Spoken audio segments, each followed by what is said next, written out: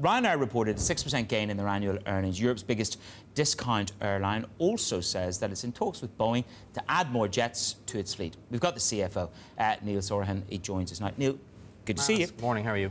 I'm good. You've had a good set of numbers. You did what Michael said he'd do a couple of weeks ago. You delivered in a turbulent environment. You've delivered a buyback. Now, help me with this, because I've read one or two different notes. You've delivered a buyback of 600 million. That's what we're going to get. The market had penciled in 800 million. Yeah. Where's the disconnect? Talk to me about the buyback. I don't think the market penciled in anything, man. We've delivered a 600 million share buyback, which was announced this morning, on top of the billion that we returned last year. And indeed, this brings us to 5.4 billion returns since 2008. We've bought back about 22% of our share capital over that period of time, at an average price of about €8.50 compared to the €17 plus that we're seeing in the market today. And our earnings per share has grown rapidly last year alone, at a time when we delivered a 6% increase in profits to 1.316 billion. We saw a 14% increase in our earnings per share to over €1.05. So a very strong performance. I think the market will be very happy with the actual 600 million that we have. That'll bring us back close to a net cash, net debt position on the balance sheet. We were just moderately net debt at year end, based on the guidance that we have in the market. This will fit in very well with the kind of balance sheet shape that we want to have. The guidance going forward, I mean, the numbers speak for themselves, by the way. Your net income, 1.32 billion. That's up from 1.24, and that's pretty much what the market was looking for. Your guidance, let's take the company forward. 2018, you're going to get an 8% rise. That's what you're telling us, 8% rise to 1.4 billion. Where's the bulk of that going to come from? Because we've still got Brexit turbulence, and I use that phrase loosely. First of all, where's that uplift going to come from? Yeah, there's a number of moving parts in there, as always. We've got an 8% increase in our passenger numbers to 130 million customers in the year, so traffic up strongly from the 120 million that we had last year. Our fuel is well hedged. We're 90% hedged for the current financial year, just over $49 a barrel.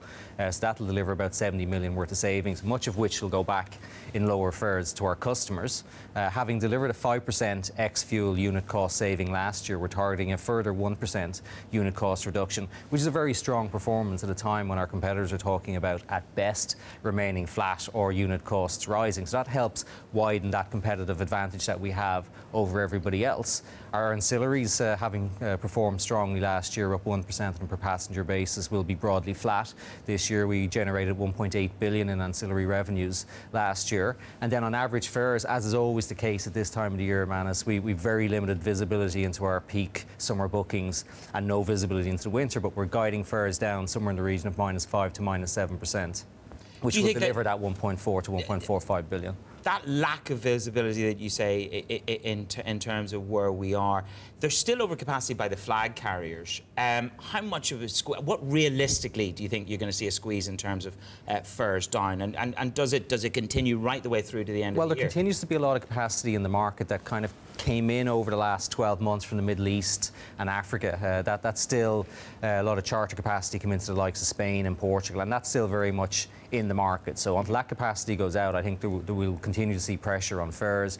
We continue to see sterling on a year-on-year basis significantly weaker than it was this time last year, just before the Brexit referendum. We'll see difficult comps on that for the next number of months once we get into the winter period. So, you know, I think there are opportunities. There's a lot of restructuring going on in Europe. We've got a lot of restructuring in Germany, in Italy, in Portugal, down in Poland. And there may be opportunities there to take an opportunity of that, which is why this morning we've said we're talking to a number of our leasing companies with a view to extending leases into the summer of 2018, 2019.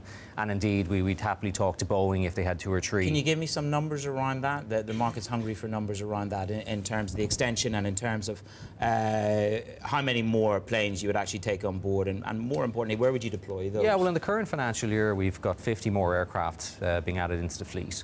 We'll hand back 3 leases, so we've got a net 47 aircraft coming into our fleet in the current financial year. We've already announced an increase in our base from 2 aircraft to 7 aircraft in Frankfurt, Maine.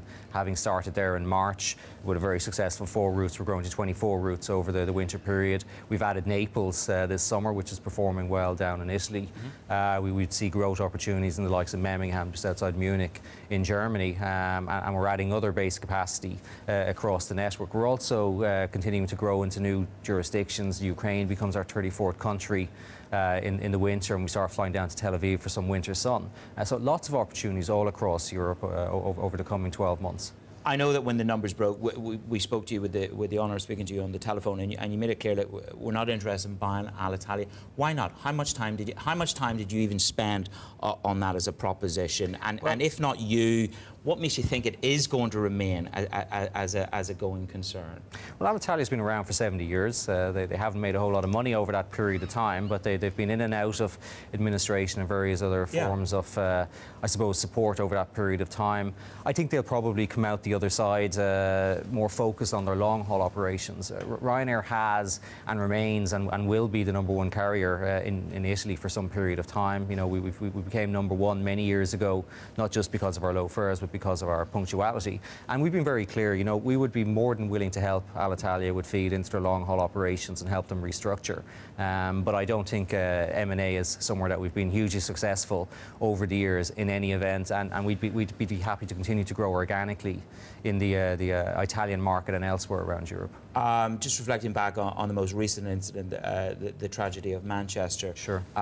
It's always difficult to take what are really tragic events, but to translate them into business. You run an airline. Terror and terror threats are a significant risk to the business.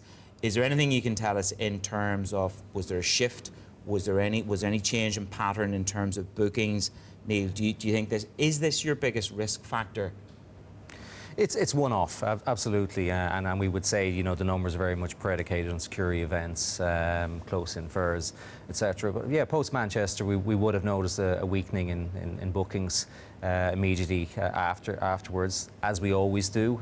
We stimulated prices with lower fares, got people flying again.